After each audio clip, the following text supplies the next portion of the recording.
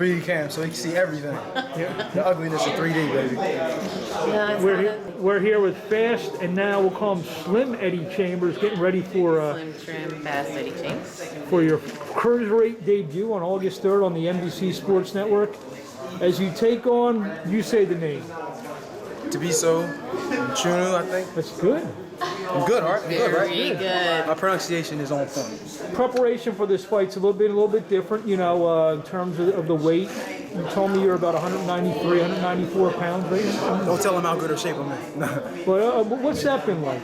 Well, for me, it's been easy. I mean, when I stop training for a fight, like after a fight's over, generally I'm around 205, 204 pounds or whatever. And for me, it was just a matter of just working a little bit more, staying in the, I always stay in the gym, but working a little bit more cardio stuff, you know what I mean, burning a little more fat, also staying in the boxing gym at times as well, and strength and conditioning. So it's really not hard. I'm in the gym 24/7. It's somewhat of a hobby of mine, aside from actually being something that I do career-wise as well. So. Talking, I guess, to your brother, actually, he's told me a lot. A lot has to do, I mean, you've always been a good eater, but you've really tightened up your diet for this. Plus, my diet is I'm shooting to become more plant-based.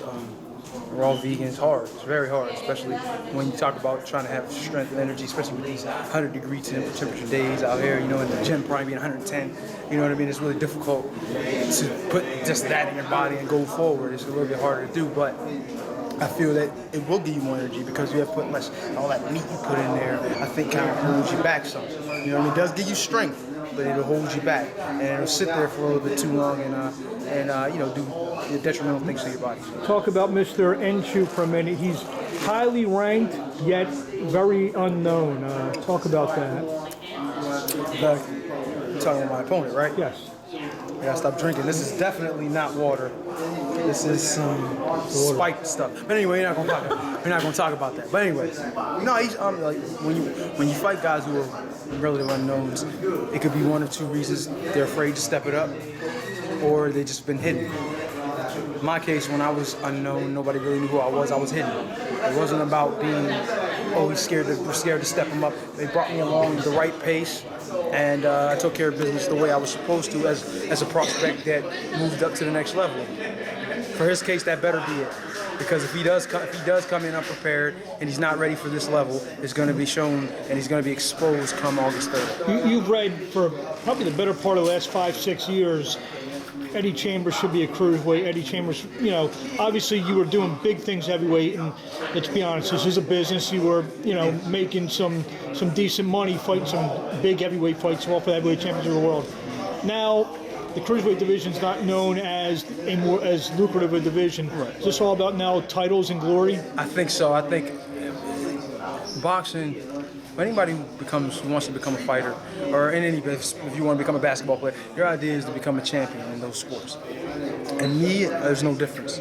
You know, my idea of anything, when I start to get involved in it, I want to be the best at it. I don't want to be average. I don't want to be okay, unless we're talking about something that I didn't start with. Like for instance, I love basketball.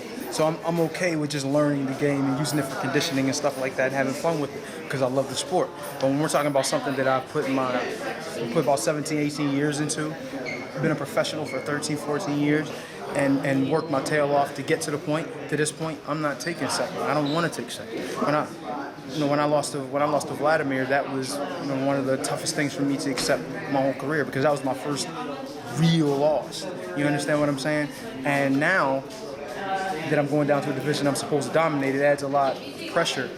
But it's the kind of pressure like I've always said that I want. Because if there's no pressure, there's nothing really, on it. There's no real pressure on it. Then it means it's not really worth fighting. Was there a certain day where you said, you know what, I'm doing this cruiserweight thing, or has this thought been in your head for a while now?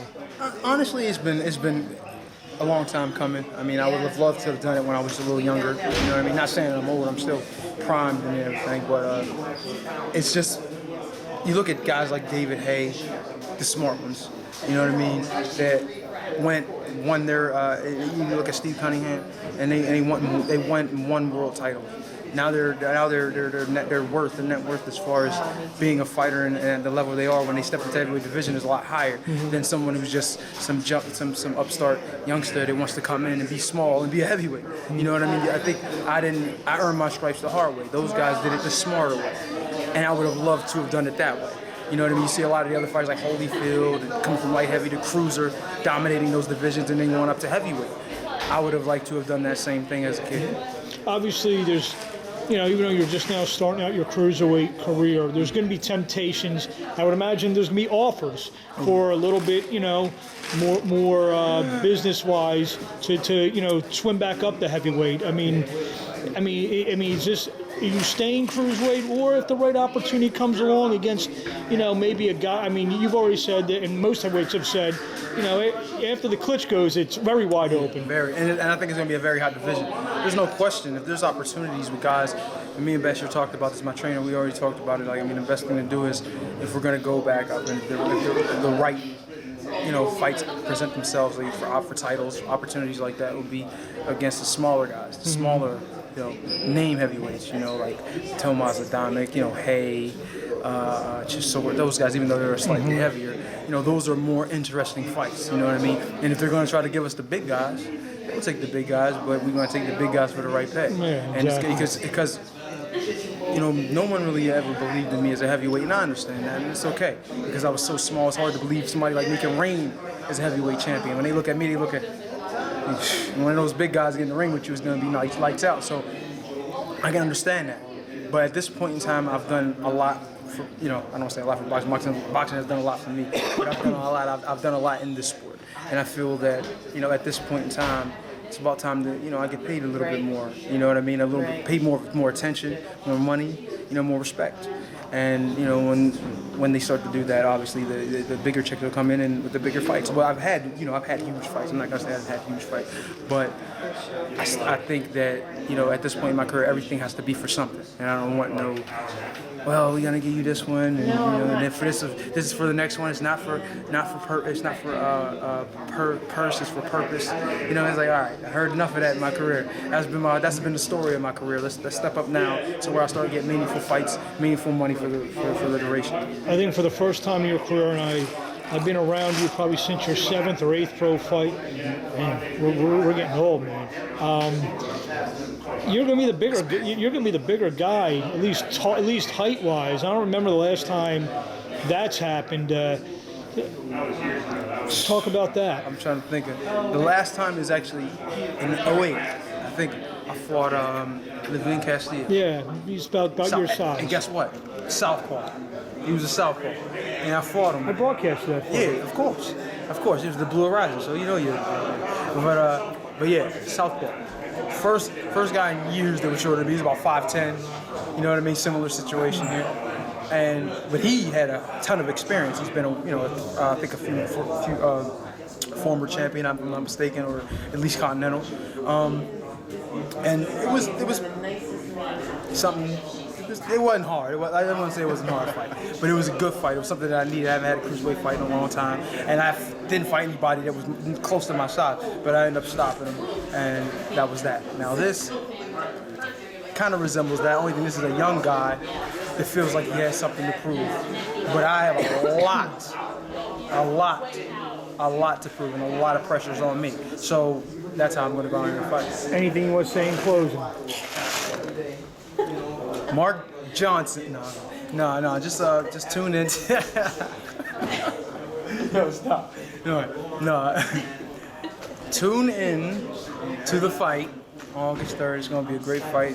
Three great. Stop. See, he's messing my plug for the fight up right now. He shouldn't be doing that. Mark. I'm not even gonna say his last name right now, or his middle name, or his hyphenated last name. I'm not gonna say Johnson Abrams like we know he should be. You know what I mean? The biggest hater in the world. But we're not gonna go there. But anyway, it's gonna be a great night of fights. I'm not even gonna look at him, because if I look at him, I'm gonna go crazy. But no, it's gonna be a great night of fights. You got 3 co-mains, 3 quality fighters. 6 quality fighters gonna be on the card. And tune in, NBC Sports. Slimmer, trimmer, still fast and swift. Eddie Chambers. We'll see you August 3rd in the Mohegan Sun in Connecticut on NBC Sports Network. As you can see, look.